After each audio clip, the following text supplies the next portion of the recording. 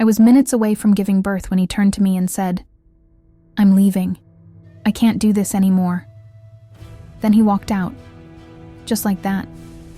While I was screaming through labor, he was holding hands with his new girlfriend across town. But what he didn't know, I recorded everything. And by the time the divorce court heard it, he was sobbing on the stand. My name is Emily Carter.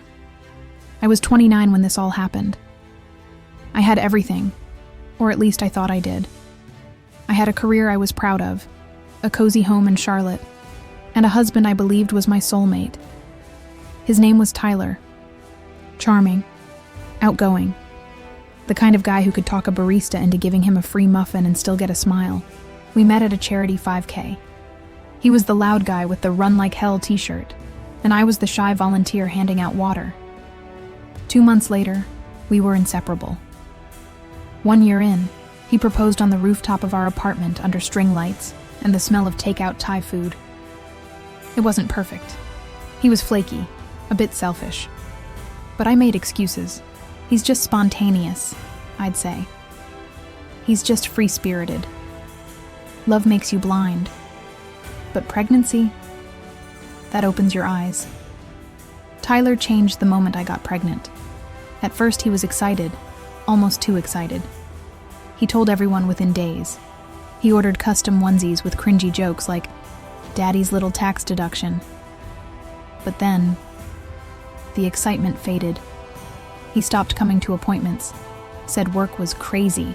When I asked him to help put together the crib, he said, "Can't we just pay someone for that?" Worse, he started disappearing overnight. Business trips, he claimed. But I wasn't naive. One night, I checked our shared credit card. 2 charges stood out, one from a luxury hotel downtown and another from a spa. For 2. When I asked him about it, he shrugged and said, "My boss, long story." I didn't believe him, but I was 8 months pregnant, bloated, exhausted, and scared. I didn't want to believe he'd do this to me. Not now. The night I went into labor, Tyler was nowhere to be found. I called, texted, nothing.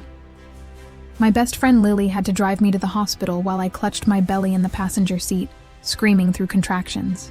He finally showed up an hour later, smelling like cologne and guilt.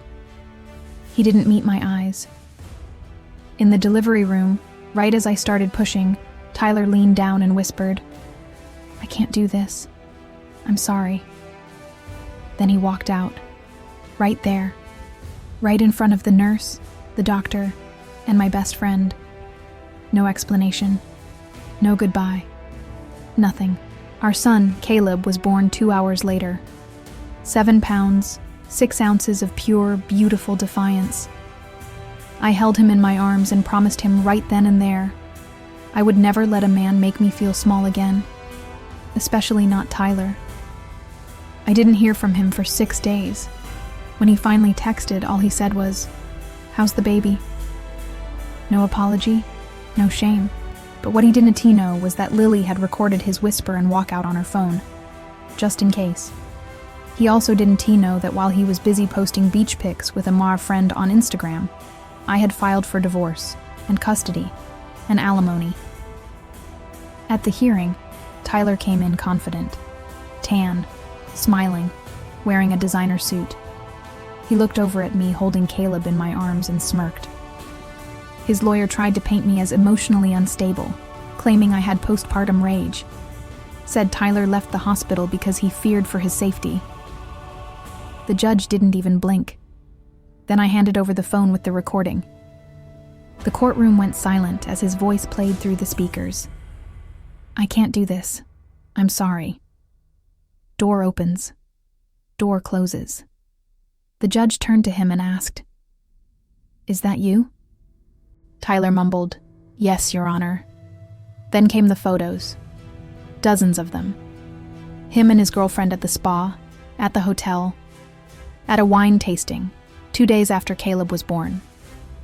The judge awarded me full custody, child support, and the house. Tyler's face, white as a sheet. His girlfriend dumped him a week later. Guess she didn't like court drama. It's been 3 years. Caleb's thriving. He loves dinosaurs and chocolate chip pancakes. Tyler? He messages once every few months asking to reconnect. I don't even respond. The best revenge wasn't taking him to court. It wasn't even winning. It was showing him what strength really looks like, and never letting him near it again. If you've ever been blindsided, left behind, or underestimated, just remember, your comeback is your power. And sometimes, the best revenge is moving on better than they ever imagined.